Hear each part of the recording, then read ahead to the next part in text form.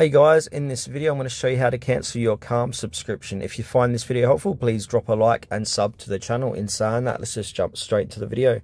Alright, I've highlighted a few different ways to cancel your Calm subscription. So the first way is to go to the official website of Calm and then make sure to log in once there.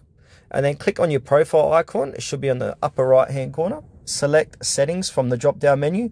Navigate to the subscription settings section, click on manage subscription. Select cancel subscription and follow the prompts to confirm the cancellation.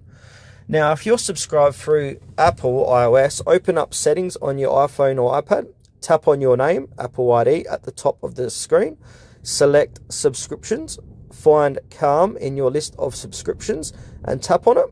Tap cancel subscription and confirm your cancellation. Now, if you subscribe through Google Play, what you want to do is open up your Play Store on your device.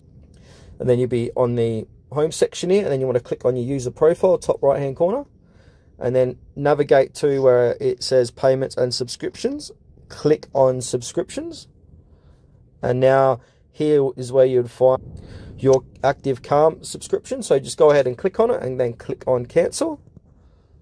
Now, if you're subscribed through Amazon, so go to Amazon subscription management page on your web browser.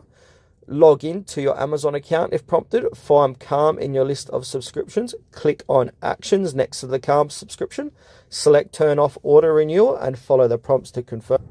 And now, for whatever reason, if you're still having trouble cancelling your subscription, you can contact Calm support for assistance at support@calm.com, or you can visit the help center at support.calm.com and submit a request to cancel your subscription. And a side note here, cancel your subscription prevents future billing as well, but you'll still have access to premium content until the end of your current billing period because you paid for it.